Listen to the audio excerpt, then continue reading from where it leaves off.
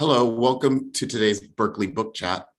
I'm Stephen Best, the director of the Townsend Center for the Humanities. We're pleased to welcome Andrew Shanken to discuss his recent book, The Everyday Life of Memorials. Andrew is a professor in the Department of Architecture and current director of the program in American Studies. He's an architectural and urban historian whose work explores how cultural constructions of memory shape the built environment. With an earlier book, Into the Void Pacific, that looked at the architecture of the neglected 1939 San Francisco World's Fair, and another book in the works on the history of imagery in American urban planning.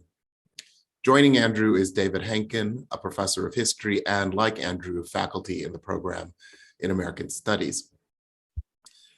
As is typical, I'd like to give you an update about forthcoming Townsend events. The Felwinsar event scheduled for next Thursday, February 23rd, has had to be postponed. We're hoping to have that event at a later date, and we'll update you when it's back on the calendar. On March 1st, Sian Nai, the Mellon Professor of English at the University of Chicago, will deliver this year's Avenali Lecture. On the following day, March 2nd, Sian will be joined by Colleen Lai and Damon Young for a faculty panel on her talk. Both those Avenali events will take place in person in the Maud Fife room at 5 o'clock in the evening. It'll be another month before our next book chat. On March 15th, Shannon Jackson will discuss her latest book, Backstage's Essays Across Art, Performance, and Public Life. Shannon will be in conversation with Judith Butler. And if all goes according to plan, that book chat between Shannon and Judith will take place in person in the Gabal room. We'll keep you updated via our email announcement and the Townsend Center website. Looking forward to your conversation, Andrew and David. I turn it over to you now. Hi, Andy, and hi, everyone out there. I'm very honored and mostly just excited to begin this conversation because I'm extraordinarily excited about this publication. This is a book that I had read in various states of dress and fragmentary forms over the years, but now it's out, and we actually haven't seen each other in person since publication. So primarily, I'm delighted to hear you talk about this incredibly rich book that I have enjoyed so much. But I also want to give others across the campus, and especially in the humanities, an opportunity to do the same. So we will have time later for questions and answers, but I'd like to expose some of the quite different intellectual conversations to which this book is contributing, so that folks on this call can find their own pathways into the project and to the subject, which is central to many of our interests, which is the subject of memorials. So I'll start here. You're a famously multidisciplinary teacher and scholar and critic, and this is a multidisciplinary inquiry into the built environment. It ventures into philosophy, to philology, photography, history and memory, what we call memory work, politics, as well as design, of course. Maybe most fundamentally, I read it as a work of art history, but in some ways it's sort of difficult to place. So I thought a little bit about how I, as a reader, place this book quite literally, and how, like the objects that you study, Andy, this book acquires different meanings depending on place.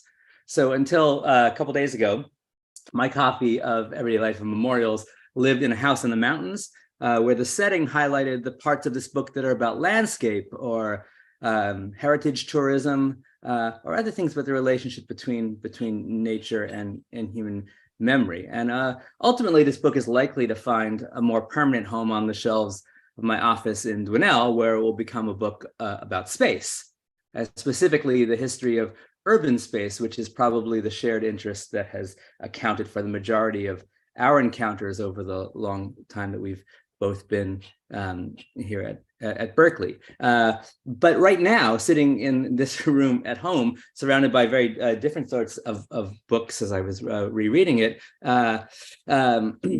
this book seems to me also a book about time, and this is something that you talk about. I mean, I'm sort of looking around here at all these books about objects of time and regimes of historicity and temporality. And you point out that although in a very obvious way, memorials are objects in space, they also, as you put it, play with the X and Y axes of experience, destabilizing time and space. They're spatial objects, but in some ways they are doing lots of work about time. You know, your statues are drunk with time, you say at one point, or they challenge linear temporality and things of that sort. So I thought it might be interesting to hear your sense of how this might be a book about time, and specifically something you flag in the title. I know you've gone back and forth a lot on what the title of this book ought to be. Your concept of the everyday as a figure for all kinds of forms of ordinariness, and especially your concept of the everyday as in some kind of dynamic opposition to the non-everyday or the festive or something like that, is to me an invitation to talk a little bit more about what exactly you think your book is contributing to the study of memorials as temporal objects, as objects we tell time with. Right. So first of all, thanks for doing this, David, and thanks to the Townsend Center for hosting this. I really appreciate it. I thought you'd talk about time, and I'm glad you've brought it up. There are so many ways into it through the book, but also just in general. One of the things, and it took me a long time to figure out that these are really temporal objects. And I don't know why so many of the insights of the book took me so long, embarrassingly long to figure out, but one of them is about time. And I think what happened was I was in Winchester, England, photographing memorials. There are a lot of them there. And I was in front of a statue of King Alfred, a shadowy figure from the early Middle Ages. And I realized that there were two dates on it. And the dates, I just did not understand the dates. I needed my computer and some research to understand the dates. But one of them was the dates of Alfred, early medieval king. And then thank you. Right, he's a great man memorial from more or less the turn of the century, late 19th century. And the other date was the time of its erection. And I did not understand why they were erecting King Alfred at that particular moment. And it took a while, but eventually I realized it had to do with the labor movement. And they invented what I take to be a kind of fiction. I haven't figured out if there's any factual basis for this, that people in the labor movement thought that Alfred had divided the day into three parts, into sleeping and working and eating and recreation. And this sounded like a very modern parceling of the day to me. And so it sounded suspicious, and it sounded like they were using Alfred as a way of pitching a certain idea about labor and capping the Labor Day. And so that's what that monument came to mean to me, that this was an agitation through a medieval figure. And so those two dates were in dialogue with one another. It gave a kind of long history and tradition, even if it was fictional, to the proposition that people should not be working more than 8 hours a day. And then every month, sorry, I was just going to add that, and then every monument seemed to have the same layered set of time frames, of time schemes to it. Okay, so in part that sounds to me a little bit about how monuments and memorials play with past and present and different sort of sweeps of time. But your example also talks about how memorials organize time in the manner of a calendar, and that's a little bit what the word everyday suggests to me, that although we might think of memorials as only being turned on at certain points, that's their sort of festive, non-everyday quality, that you're really interested in how they organize time more ordinarily, or is that not how you think of it? And talk to us about what you think the word everyday is highlighting about how monuments and memorials tell time. Right. So you talked about the X and Y axis, X being, say, space, and Y being time. And so many memorials are on their special day, which takes a day of the calendar out of circulation for ordinary usage, are also taking space out of out of they're requisitioning space, taking it out of everyday usage too. A street gets shut down, the day gets shut down. And so time and space are disrupted to draw attention to that memorial and what it represents. A good example is the Cenotaph in London by Edwin Lutyens, where the street is shut down and the day, Remembrance Day, is a day where you don't work. And so everyday time is short-circuited or stopped. The flow of time is changed. And that brings consciousness to the issue. But when it's not turned on, cars rush by, everyday occurrences happen. It's swept up in the most mundane things. People meet at monuments. In so many cases, they become street furniture. They're ordinary objects. And I was really interested in the movement, in the shift between their, say, high purpose and this other existence that they have, which is not high, which is just there. So often monuments are just there. They're not turned on. They're just background. And I was interested in that. I'm not the first person to be interested in it. I think, Robert Musil said monuments are the most invisible things you could imagine. Nothing is as invisible as a monument, he said. And I was interested in that invisibility, in how it comes to be that they're invisible, and how it comes to be that they're then made visible again. And that movement from one to the other is, I think, a temporal process. I think that's what you're kind of getting at, right? That time and space, the nature of how we encounter them and how we conceptualize them shifts as memorials change shape, or come in and out of visibility. Well, I'm wondering though whether maybe you actually disagree with Musil, because you point out in this book, I think what's one thing so fascinating about the book is that the memorials you're interested in are turned on in certain festive moments in the calendar, but so much of the book is devoted to when they're turned off, their ordinary life. And right, they may be in some sense invisible or minimally visible, but your book is actually rendering visible their ordinariness. And two of the things that you use most frequently, I think, in this book to highlight the sort of dim visibility of turned off memorials, and that may not be the right phrase, but two things that are especially interesting to you, I would say, are traffic and sex. Not sex traffic, but separately, traffic and sex. I want to invite you to talk a little bit about how those things operate in this book, since they really, especially in the first half of the book, they really jump out as practices that highlight the ordinariness of the dimly visible memorial, something like that. Yeah, so let's start with sex, since it's sexier than traffic. This is a small thread. I wish I could have made it bigger in the book, but I found some references to laws in Rome and other Italian cities where there were restrictions on kissing in front of monuments. And I was curious about it, and I think there's something there, but the paper trail died for me. Maybe it'll pick up for somebody else, and maybe it's in other languages and other places. But the restriction, I think, had to do with preserving the dignity of these monuments in the eyes of the municipal authority, and why it would be that, first of all, that people would want to be at these monuments doing that. This is in the mid-century, by the way, in the 1960s. And why they would need to enact a law was really curious to me. I can understand why people would want to go in front of monuments. They're glamorous and beautiful settings, but they're often lit also. So there's maybe something that is demonstrative about going in front of a monument and doing this, which is yet more evidence to rebut Musil's observation, right? That's right. If we think that people go to cemeteries to have sex in order to have seclusion, you're suggesting people go to monuments and memorials to have sex in order to have a stage, right?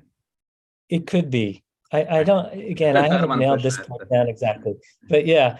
But what I did notice again and again as I traveled through, mostly in Europe, but also in the United States, is that I found a lot of kids, a lot of teenagers, I should say, going to monuments, and they essentially are under the metaphorical roof of the monument, and they think that they're invisible, like they imagine the monument to be. And in that shadow of the monument, they're able to do things that are, let's say, on the borders of illicit. They're drinking, they're doing graffiti, they're making out, they're doing all sorts of things that are kind of on the edges of what I think and that would be the authority would. Musillian reading of it as it could. That would be both. Yeah, it would be both, because they think it's invisible. They think they're invisible. I guess the narcissism of adolescence makes you feel like you can do anything anyway, that nobody's going to notice you anyway. And that their adolescence is a liminal state anyway. You're not recognized as a full grown up and you're not a kid. And so they find these monuments. The argument in the book says that they find these monuments that are also liminal, that are not quite visible or invisible, that especially monuments on the verge of being derelict, they would find. And so I found this as a pattern. It was, let's say, one of the conventions that I found that I was interested in exposing. And part of the whole point of the book is to have found a series of conventions in the literal sense of etymological sense of convention, convenire, to make an agreement, to come together quite literally. So there are social conventions in space when we find spatial practices that get repeated and formal practices that get repeated. They're social agreements. And I was interested in that less pejorative sense of convention. And one of the conventions is this, that students, young people, meet in front of them and do things that they wouldn't do otherwise, let's say. And then the other part of traffic is quite a bit different, that so often memorials and the car are thrown into some sort of conflict, and that planners are the ones and engineers are the ones who try to resolve that conflict, almost always in the favor of traffic. And so monuments are moved, they're reoriented so that the flow of traffic is able to have its way. One writer from the 1950s in England talked about red rust weeping from monuments into the road. And so even then it was noticed as an issue.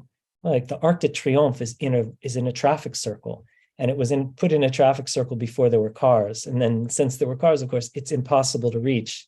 You have to go underground to get there. So this trapping of memorials in roundabouts and traffic circles was immensely interesting as a convention, as an agreed upon thing that happens actually globally. You can find them all over the world, which isn't to say it means the same thing in Bangladesh as it means in London or France, but the convention is there. But I'm wondering, couldn't you argue that the convention of or just the outcome of memorials being placed in traffic circles also has the effect of advertising and broadcasting? Well, why not think of the memorial in a traffic circle as like a huge billboard that drivers cannot avert their gaze from, because they have to navigate. In some ways, that's not the defeat of the memorial. It's the tyranny of the memorial, like the tyranny of a big billboard on a freeway. I think we can have it both ways. I think so. The Arc de Triomphe is undoubtedly more visible for being in that traffic circle, right? And it is also unreachable at the same time. And that is a tension that I think is irresolvable, but also okay. It's part of the meaning of the memorial. And so I don't actually judge it. I don't think it's a bad thing. I think it's an interesting thing. It's a revealing thing about what we choose to do and why we put memorials in places like that, and why it is that we can only see it from a few different registers, outside of the circle, in the car where we can't really pay attention to it, or up close where we can't take the measure of its fullness, but in fact it's right in front of us. Right. And so that affects the way we encounter it. We could, experientially, phenomenologically, if you want to use a fancier term. Okay. I wasn't sure I was going to ask about this, but this is such a big theme in your book that maybe I want to get it out there for our viewers, and others can pursue it. But this is a book about death, right? I mean, it's explicitly in conversation with my colleague Tom Lacour's book about the work of the dead, and then by their very nature, memorials have this link to death. So do you want to talk a little bit about what you learned about modern or pre-modern cultures of death work from thinking about these particular objects? Right. So you can't talk about sex without talking about death, and you can't talk about time without talking about death, or memorials without talking about. Most of these are, in fact, linked to death in some way.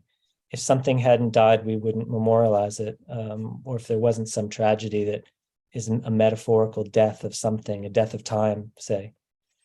So, yeah, so Tom Laqueur's work in The Work of the Dead was immensely influential, because he talked about the sort of boundaries between life and death, and for him they're anthropological, almost supra-historical, that all people in all times have encountered the end of their time on the earth, and that this is part of human consciousness in a really profoundly multicultural way or cross-cultural way.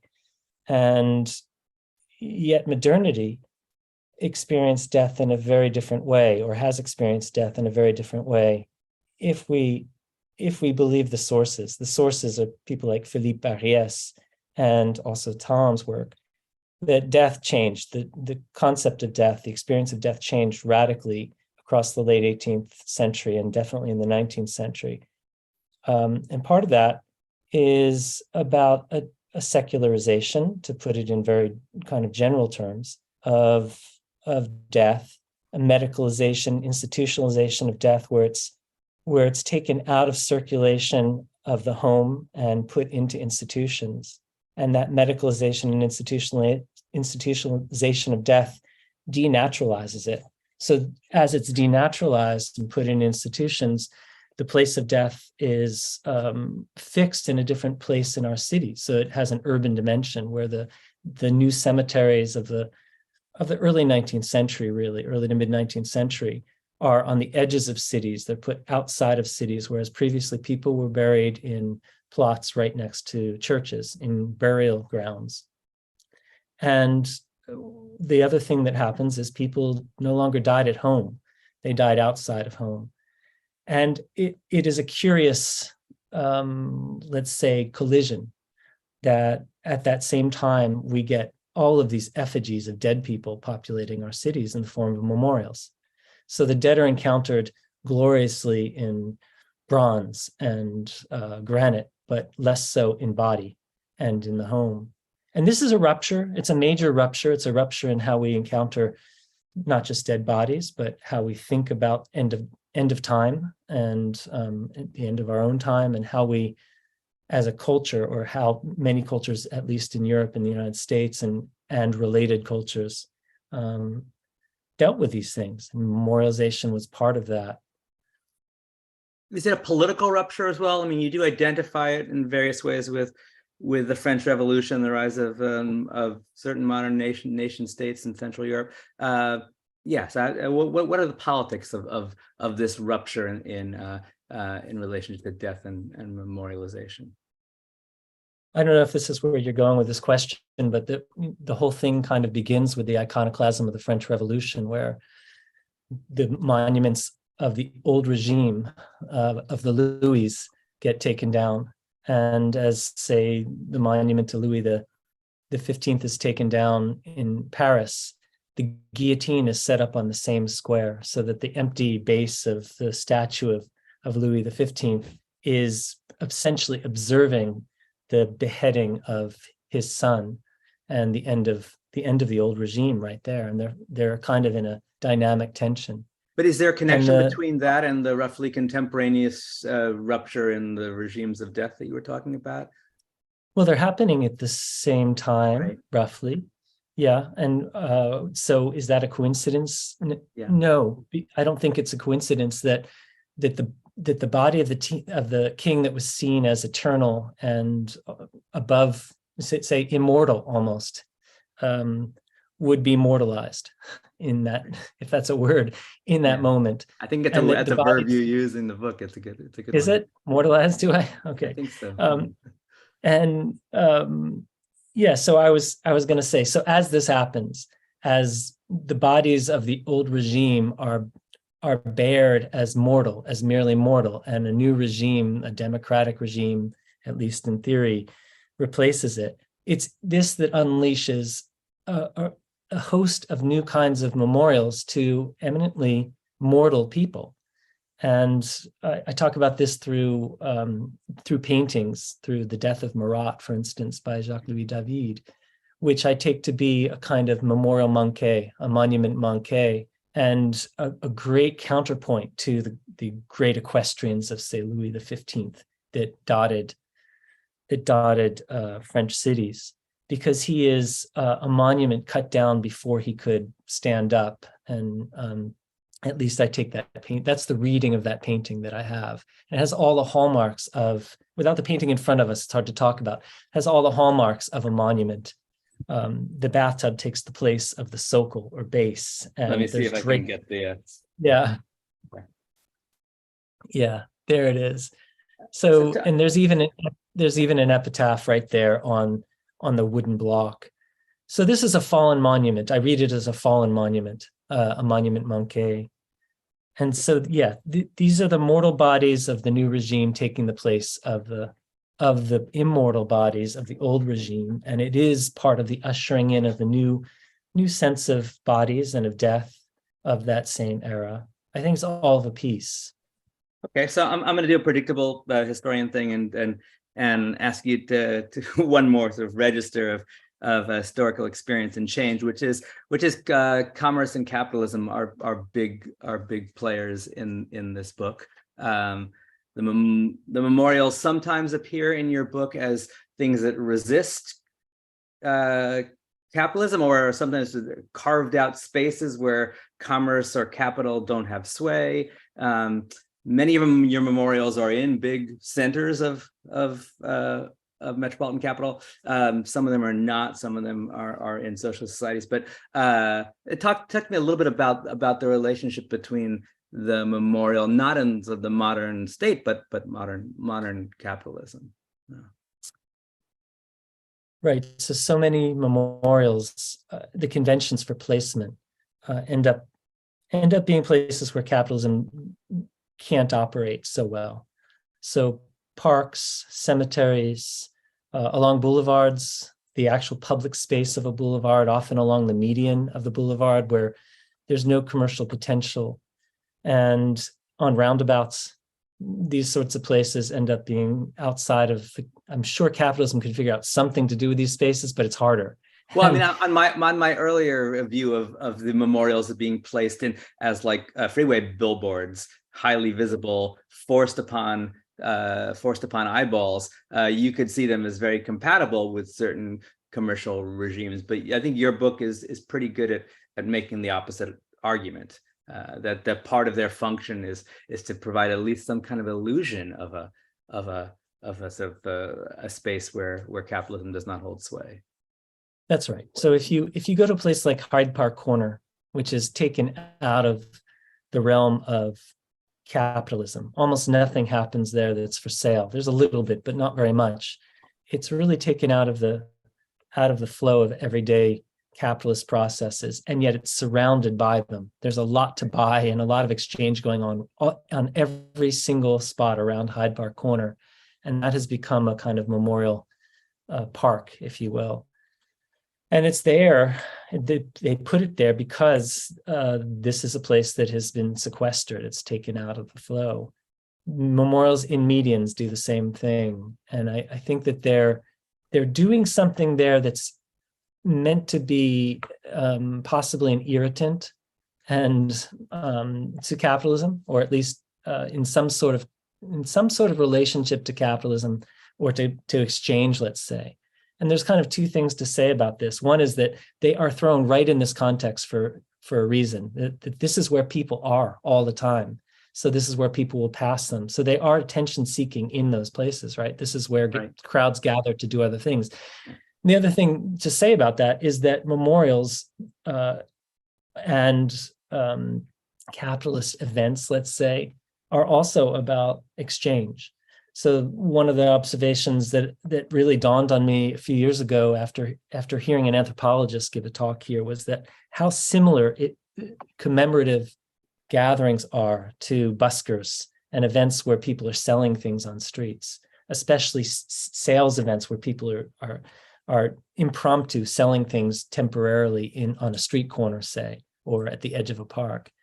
And it was about the ways in which crowds gather, how the person officiating it or trying to sell gathers in the crowd, how they create levels of obligation by pulling people in, how they pace the whole event. All of that seemed very similar to the ways in which commemorations are staged and gathered.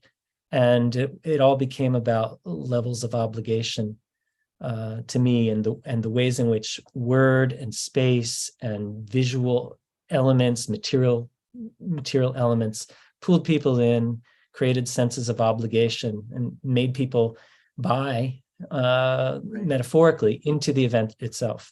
Right. So I would say, just personally, having thought a lot over the years about how different words and symbols work in public space, I was more struck by that, about the compatibility with capitalism. And you mentioned Hyde Park. It's sort of interesting, and you talk about this in the book as well. Then in the case of Central Park, the original vision, especially on Olmsted's part of Central Park, created a taboo that applied equally to commerce and to monuments and memorials. In other words, from a certain perspective of what a park was supposed to protect city dwellers from, memorials and monuments were on the other side, not the carved out. And so your book is good at showing both sides of that coin, and I went into it much more attuned to the second. Maybe some readers will be expecting the first. I want to just make an announcement here that we will be turning over to YouTube Q&A in about maybe 13 minutes about. So if you have questions that have been on your mind, you can start formulating them, sending them on the YouTube channel. They'll be relayed to me, and I will pose them to our distinguished guest. Okay, so one thing that probably many of us watching might have been expecting is a distinction between memorials and monuments. Right, that's a sort of a big,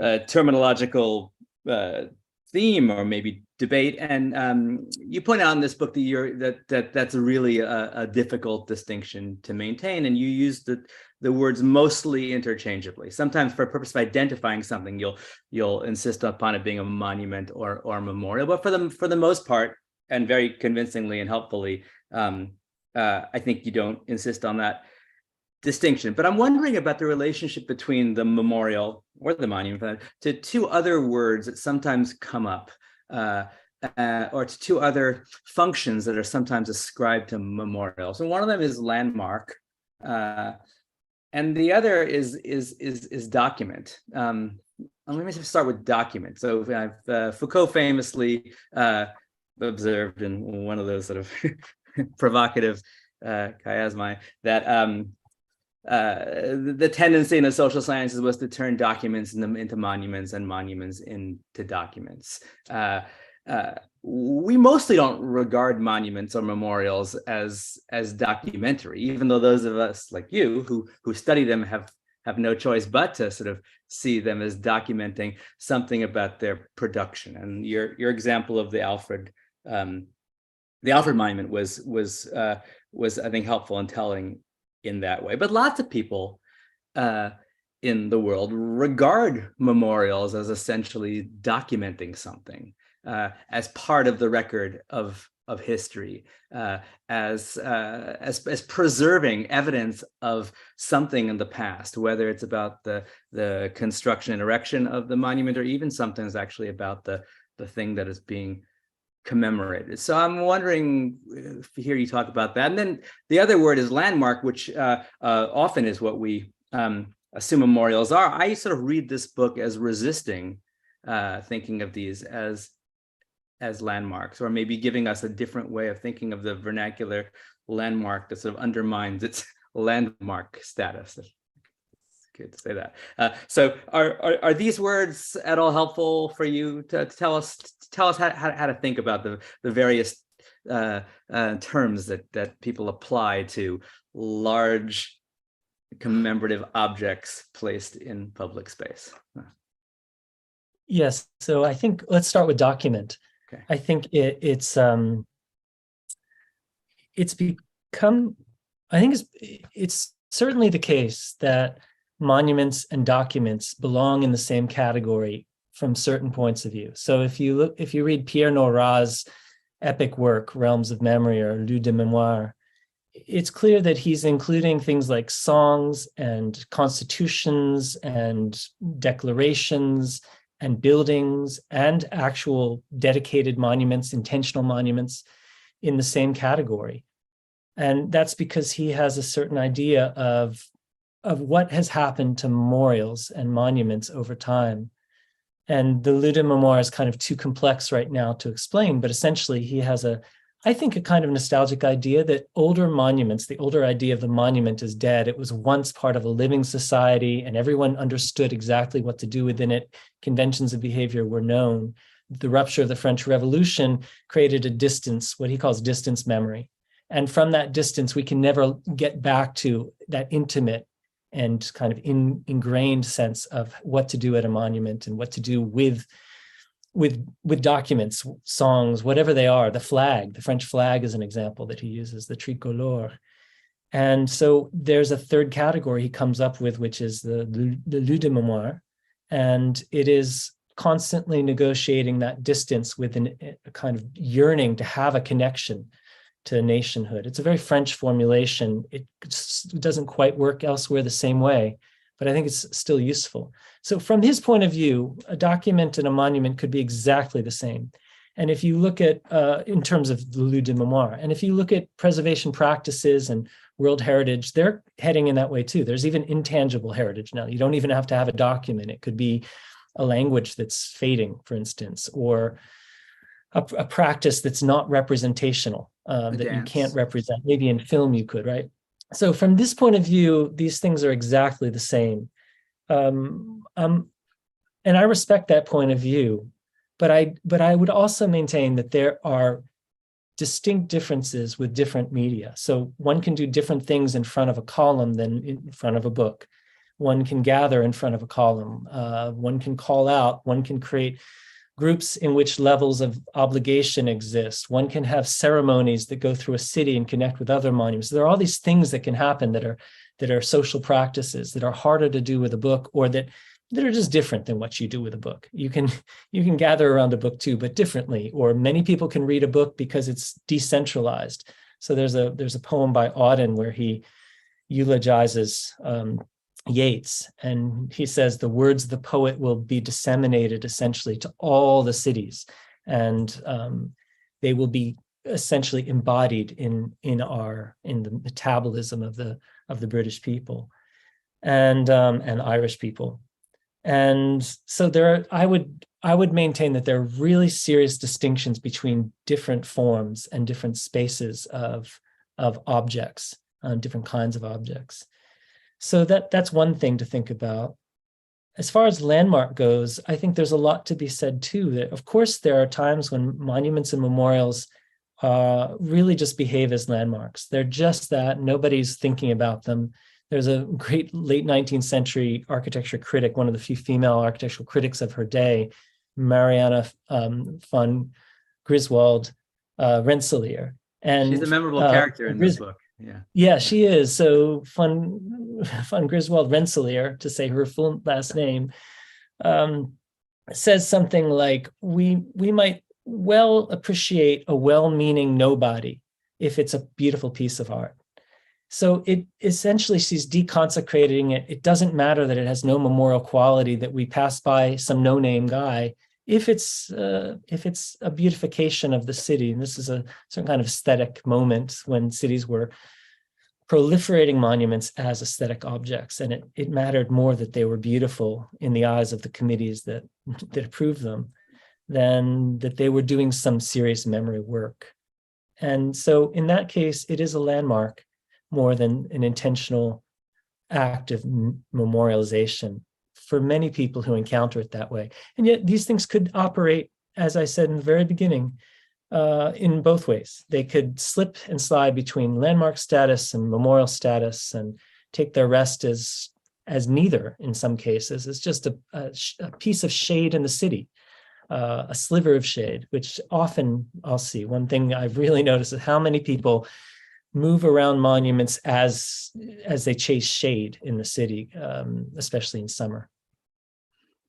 So the geographical range of this book is really kind of astounding, both from the perspective of your own research, even your own work as a photographer, which is present in this book, but also just in terms of thinking about the breadth and expanse of this phenomenon. But I didn't see a whole lot in this book of the part of the North America where you grew up. So I was wondering whether you personally had experiences of memorials, especially as a child, that sort of epitomized or provided paradigms or did something for you in sort of pushing you toward this project or in shaping the way you imagine what memorials do?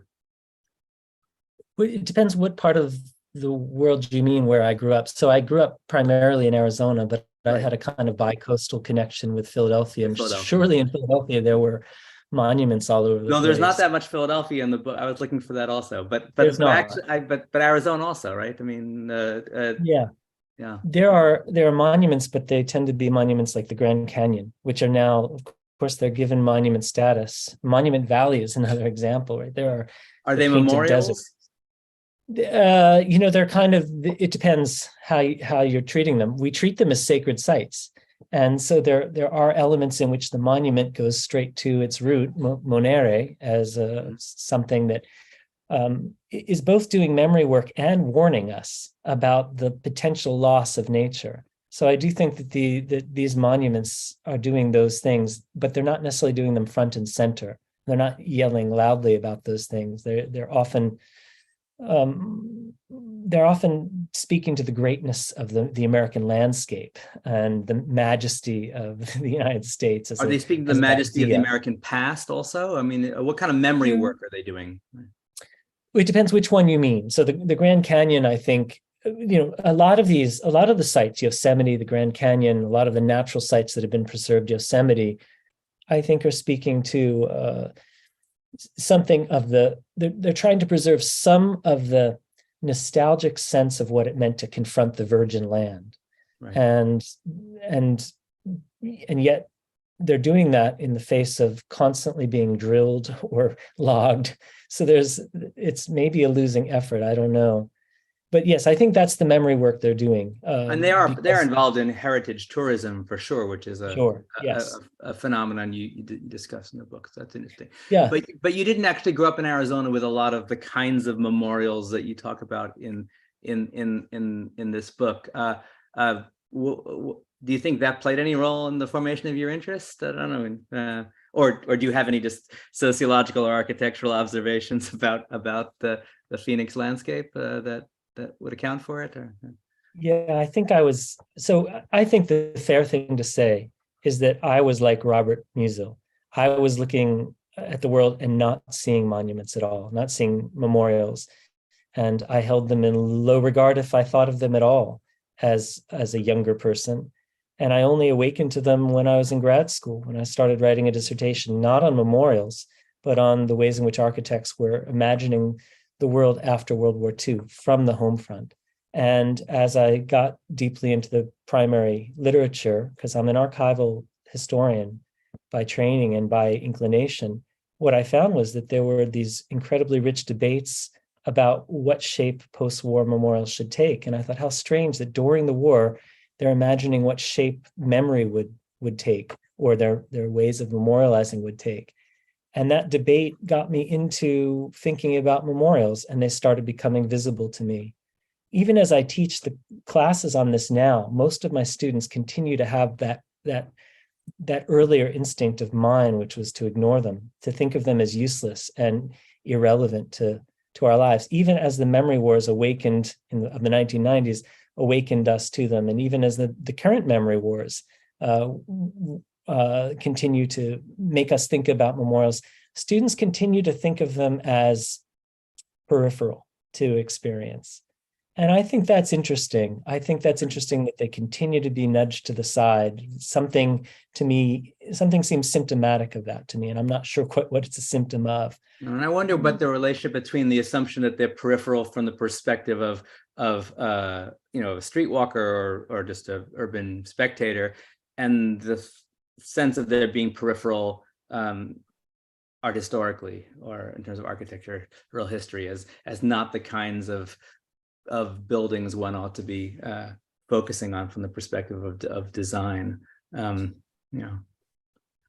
so I do have one question so far. I don't know its provenance, but I'll read it to you. It's for you, Andy. What's your take on the memorial's contribution to the discipline of urban design in the 20th century? And the questioner is thinking especially about Kevin Lynch and perceptibility, and something that you speak about, and that connects to my observation as well, which is some part of this book is trying to rethink urban design by paying attention to the things that I'm guessing architectural historians have held in lower regard or relegated to the periphery. So that's the question: memorial's contribution to the discipline of urban design. Right.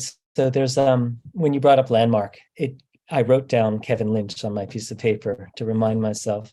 Kevin Lynch was a quite famous canonical figure in urban design, and he divided the city very formalistically into five bits, and landmark was one of them. Another is a node, another is a boundary, another is a neighborhood. And one could essentially play with these different five formal aspects to rethink how to construct a city that had what he called imageability. And so it could easily be imagined in the head and could be absorbed into what he thought of as the cognitive map that we have in our heads of cities. And I think it's true that, say, when the World Trade Center came down, people had to adjust their cognitive map of New York. They missed it. There was a yearning for people who were used to that building looming on the horizon. Or even though it hadn't been there that long and had been disparaged from the get-go, right? Yeah. That's exactly right. So, but in one chapter 5, which is on a town called Klagenfurt, I dig way back before Kevin Lynch. And in Klagenfurt was redesigned after World War II in the 1960s. It's the first pedestrianized city in Austria. And all of the memorials, or almost all the memorials, are moved or changed in some way as part of the reconfiguration of the town as a tourist historic town rather than as a productive town. All the previous economics of the town had moved to the periphery, and it was reinvented as a pedestrian zone for tourism. Yeah. So every monument is moved in that town that's in that historic zone. So monuments become set pieces and parts of the framing of historicity in that town. And in this case, it goes back way before Lynch, way earlier than Lynch, to a guy named Camillo Sitta, who was an Austrian, a Viennese. Some people would call him the founder of urban design as a field. And he had a kind of anti-Haussmannization idea. He wanted to preserve certain aspects of the town. And one of the things he said about monuments was that if you look at medieval towns, the monuments are not centered in squares usually. They're put off to the side. And the best way to understand where to put a monument is to imagine a square covered with snow without anything in it, and watch where people move. And then you would make the pathways where the snow gets removed by people's feet. And then you'd put the monuments not in the way of those pathways, to the side of them. So he's looking at a kind of spatial practice or urban practice and urban form, and thinking that monuments have to be alongside these accompaniments to them and off to the side. And this is exactly what happens in Klagenfurt, where they move these statues around. They're using a Sittian method, but they're also Kevin Lynchian, because Lynch in his book has monuments that have no purpose. They're just a monument, a completely generic monument. And he thinks of them as landmarks. And this is what happens. These are deconsecrated, dehistoricized monuments. There's a plague column, for instance, that it still has its plaque, but people are having coffee in the shadow of the plague column without thinking, of course, about plagues at all. So I think there's an intense relationship between monuments and urban design. In almost every urban designer's work, you'll see the presence of a monument, and they're being reappropriated for the purposes of urban design, often aesthetically, sometimes formally, sometimes as place markers, as landmarks in particular. Yeah. So Donna Graves wonders whether the people doing illicit things around the monuments that we spoke about earlier, could they be challenging or flouting authority in the form of memorial rather than seeking invisibility or rather than seeking visibility? And she wonders whether you actually tried talking to any of the misbehaving teenagers who, to my mind, are kind of the stars of the movie here. Yeah.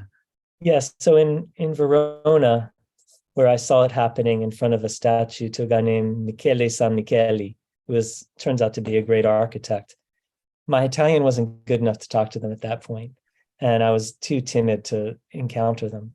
But in Palermo, there were some skateboarders who were making out behind the railing of a monument to a local politician, and also skateboarding and doing all sorts of things that nobody would want them to do probably, but it was being allowed anyway.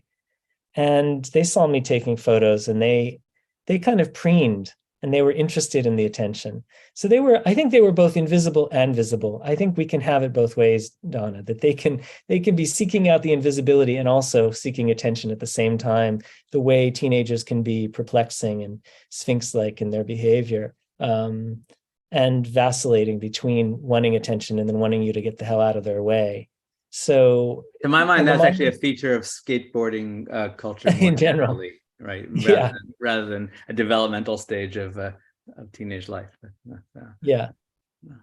So I think we can have it both ways, but I agree that the monument could be a place where they're seeking a certain kind of attention, but also where they're safe from actually being encountered.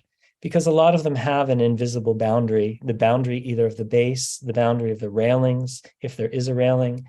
And sometimes these monuments, once they get forsaken, this is the point I make in the book, they become their own little boundary. They become places that you might avoid because for the very reason that they look derelict and that people who are misbehaving are at them, you might skirt them. They might be repelling people, in other words, certain people, and attracting others. So Robert Fishman wonders whether there are monuments that might continue to be pure, unchanged by history or traffic, monuments that remain honored. So what would they be? What would be their characteristics? What would account for it? For instance, Robert Fishman wonders, does the Lincoln Memorial represent such an instance of a pure, unchanged monument or memorial? Well, I don't know which Robert Fishman this is. There's a very famous urban historian, Robert Fishman, and there's an uncle of mine named Robert Fishman. So either way, your skill will be to give an answer that would be appropriate to either curiosity. Yeah. So the Lincoln Memorial is an interesting case. There is a whole book on the Lincoln Memorial about how it's been appropriated and it's changing meaning over time as various events have taken place in front of it. So famously, Martin Luther King spoke in front of it. And then more recently, Glenn Beck had a super right-wing rally there. And so it is a place that, although perhaps it hasn't changed physically very much, its meaning has these different layers. It has these different layers that if you watch civil rights events in front of it and then watched Glenn Beck try to steal it away from the civil rights movement for right-wing politics, I think that inevitably this is what, say, Françoise Choet would call the semantic layers of the monument. That if you've seen it, then you would know those semantic layers. If you haven't, then you might encounter it differently. But no one can encounter it the way, say, people did in the 1920s when it was unveiled. It meant something different in Washington in the Jim Crow era than it means 100 years later, which is our own era. And it's also in dialogue now with a series of other monuments, including a monument to Martin Luther King Jr., a World War II monument that's on the axis with it, the Vietnam Memorial, which is parenthetical to that axis. So there's a lot happening there. It's stitched into an itinerary that's different than when it first appeared. Okay, so your answer is that there is really no instance of a memorial that is pure unchanged by history, but is there one that is pure unchanged by traffic and is still equally consecrated? I don't know. That might be a different answer. I don't know if I would doubt it. My instinct is to doubt it. I can't know every memorial. There could be somewhere where time has not washed up new material to change its meaning. Right. But I would doubt it. What do you, David? You probably have a thought about this too. I mean, unchanged. No, it was the word unchanged that puts me on your side. And I don't know as many examples. I do wonder whether there's a difference between monuments that we're inclined to protect from traffic and monuments that we're not inclined to protect from traffic. But as I said before, I'm a little skeptical of the idea of being protected from traffic, because you could equally see it as being imposed upon traffic. And maybe the only ones that are actually protected from traffic are the ones that we have so sequestered or hidden behind trees. You have some great examples of that in this book. But I'll never be able to think about a question like that without thinking of all the different kinds of memorials that you put in this book. So it seems hard to ever give a no answer, but I'm not thinking of one. I do want to thank Zoe Silverman, who has avoided making me a liar when I promised that someone would ask about this subject, and she has. So some have called for museums to become repositories for removed Civil War statues.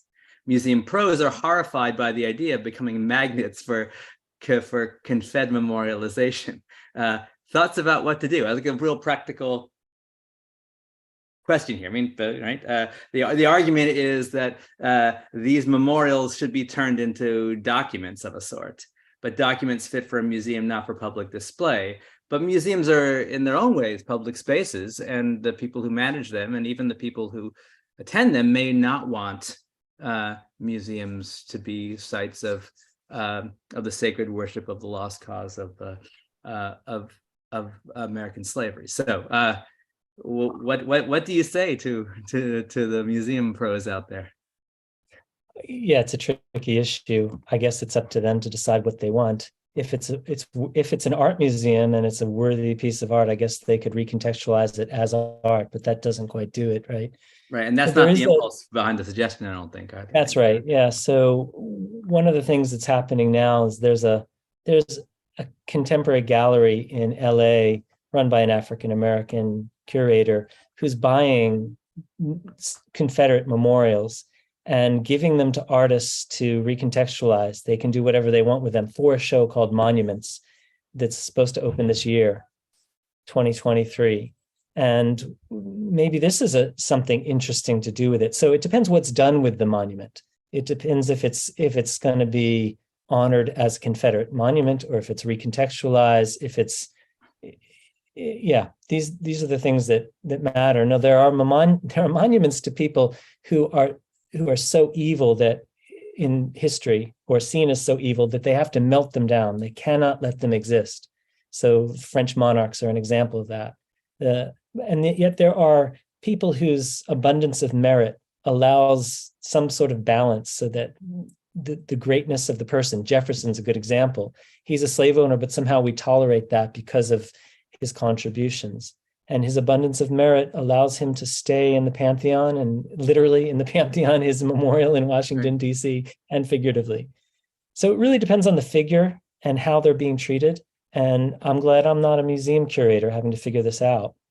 Right. I mean, I think the Civil War statues that Zoe Silverman is asking about are a little different from Jefferson because they are specifically designed to honor and consecrate the memory of people who fought for the South. And so, if you do regard